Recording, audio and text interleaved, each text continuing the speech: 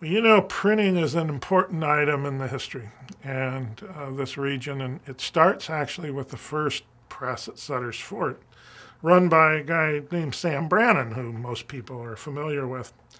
And that press moves as the city is established down to Front Street, 2nd Street, and it's known as the Placer Times.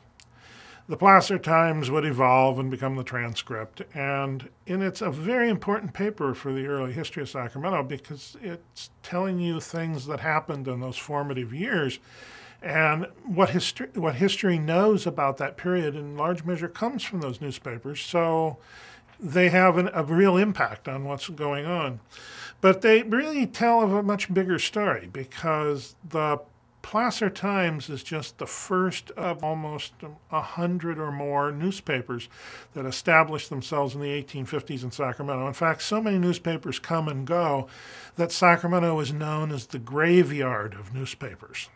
And only the strongest survive. And emerging out of that pile real early on is the Sacramento Union, which would come to become one of the most important newspapers in the western states, and certainly the first or second largest paper on the West Coast.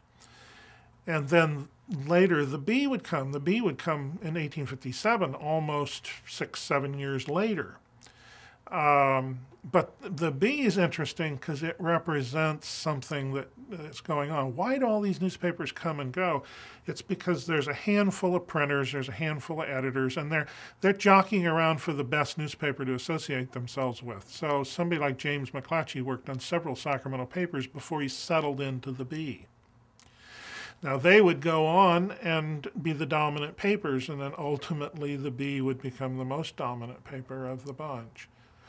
And it is a very important subject for Sacramento because we get all these stories that we tell. Every story I know and everybody else has its roots in the newspaper.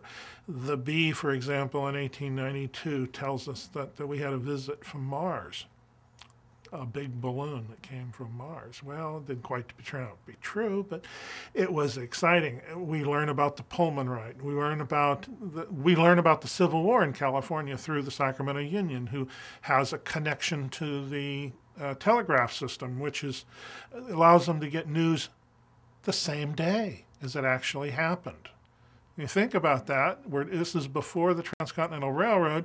People are waiting 1 to 2 months to get the news. And now we have a telegraph connection, and a paper like the Union can tell us what's going on a Civil War battlefield the next day in the paper. So that's the power of the press.